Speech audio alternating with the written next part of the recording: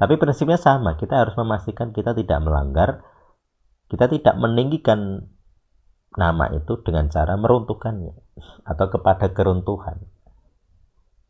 Nah, itu bentuknya bisa banyak sekali. Jadi kalau tidak ditanyakan ya tidak bisa dibahas, tidak bisa dibuat baku gitu. Terutama di ruang privat, sulit sekali kalau di ruang privat. Tapi kalau di ruang publik mungkin saya bisa bantu menjelaskan gitu. Tapi kalau di ruang privat agak sulit gitu ya. Karena harus ada kesaksian. Pengadilan kan harus ada kesaksian. Padahal itu harus 2 orang gitu ya. Kalau kamu sendiri yang bersaksi tidak sah. Harus ada kesaksian Tuhan atau setan gitu. Sama seperti tadi saya bahas Petrus. Yesus bersaksi bahwa setan mendakwa Petrus. Nah, itu berarti memang ada bukti gitu. Ya kira-kira seperti itu. Topik bahasan hukum ketiga. Nah, nanti di bahasan hukum ketiga, mumpung kita membahas nama, karena artinya kan nama Tuhan itu ada beberapa variasi gitu. Kita baru membahas nama Bapa, nama Yehowa, nama Adonai di hukum ketiga ini. Kita nanti akan membahas nama Sang Putra, Yesus, Yehosua, Yesua dan sebagainya. Termasuk nanti tinjuan ke kunonya nanti ada. Jadi Yehosua nanti dalam tinjuan kuno ada. Kemudian nanti saya juga jelaskan Yesuanya, sejarah nama Yesua. Terus termasuk yang terakhir mungkin ini ya deklarasi nama mungkin ya. Saya belum terpikirkan sih, tapi ya ini baru saja terpikirkan. Mungkin akan diperlukan mungkin ini maksudnya tes power atau pemuritan ya, yaitu pikiran yang berkuasa. Jadi artinya meninggikan nama Tuhan tidak harus dengan mulut kita. Nantinya ke situ. Jadi hukum ketiga kan tidak ada kata menyebut aslinya ya, bukan menyebut aslinya, tapi meninggikan. Nah, meninggikan ini termasuk di pikiran, tidak hanya di mulut. Jadi meninggikan nama Tuhan tidak hanya di mulut. Makanya puji Tuhannya kita sudah pengalaman, walaupun saya belum membahas hukum ketiga yang literalnya yang kuno ini ya. Ternyata kita semua selama beberapa tahun sudah mengalami meninggikan nama Tuhan tidak dengan mulut ternyata. Tidak menyebut ternyata. Kata aslinya juga tidak menyebut. Meninggikan itu berarti open, terbuka kepada banyak opsi. Nggak hanya menyebut, tapi memikirkan nama Tuhan. Makanya itu nanti kalau berkaitan dengan deklarasi yang sudah kita praktekkan metode deklarasi, saya tidak perlu mengucapkan nama itu. Cukup dipikirkan dan ada kuasanya. Saya ngusir setan tidak perlu mengucapkan. Gitu loh. Kayak dulu aku Bara dan Ayub deklarasi di gereja mana itu ya, jadi Tangmangu itu. Otakku saja yang yang berpikir. Semua setan sama kodam ini ayo reaksi. Pas ibadah. Ya benar reaksi. Kami bertiga menjadi saksi. Jadi itu contoh sudah saya alami. Walaupun saya waktu itu belum paham hukum ketiga yang ini ya. Tentang ternyata bukan kata aslinya bukan menyebut, bukan dengan mulut ternyata. Tapi meninggikan atau mengangkat. Nah ini terbuka kepada banyak opsi. Yang saya alami berarti meninggikan nama Tuhan dengan pikiran itu bisa dan ada kuasanya. Terbukti dalam pelepasan bahkan itu. Dalam tes power terbukti, dalam pelepasan terbukti. Nah itu contoh pengalaman rohani yang saya alami dari hukum ketiga.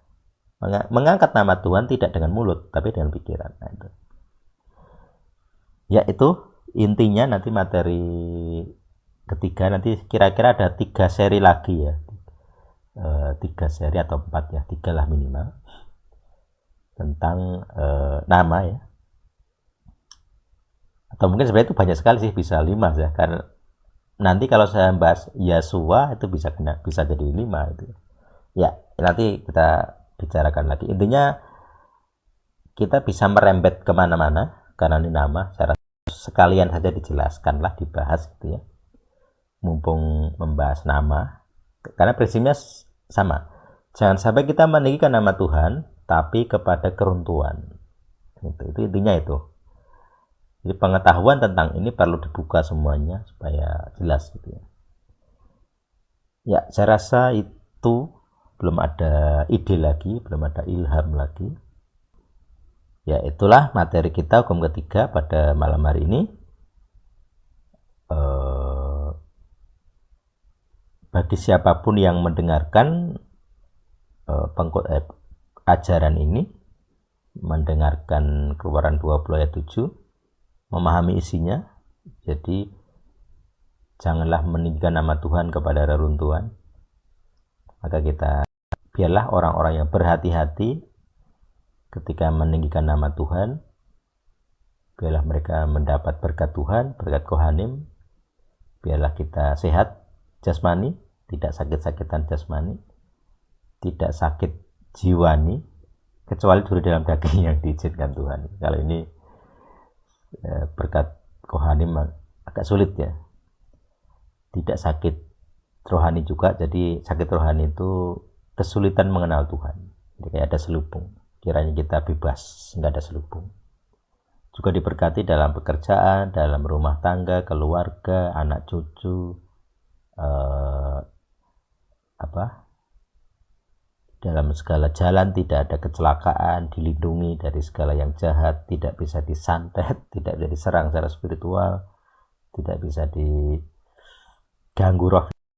Kalaupun diganggu, biarlah kita tahu sumbernya gitu ya. Jadi banyak berkat yang tercurah bagi kita. Juga kiranya masing-masing dari kita mendapatkan tempat di hati Tuhan sebagai utusan-utusannya di tiap bidang atau tiap posisi yang kita tempati, tiap lokasi, tiap tempat yang kita tempati bisa kita jadi utusan yang membawa nama ini, memegang dan membawa nama. Itu berkatnya. Sedangkan bagi yang menolak, biarlah ya kayak anak tema ya, biarlah Tuhan sendiri yang menghakimi.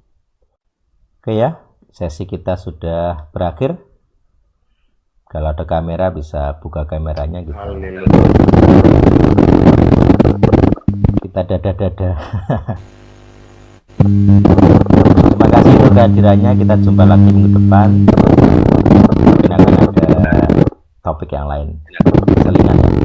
Oke, terima kasih. Tuhan Yesus bersama kita. Amin.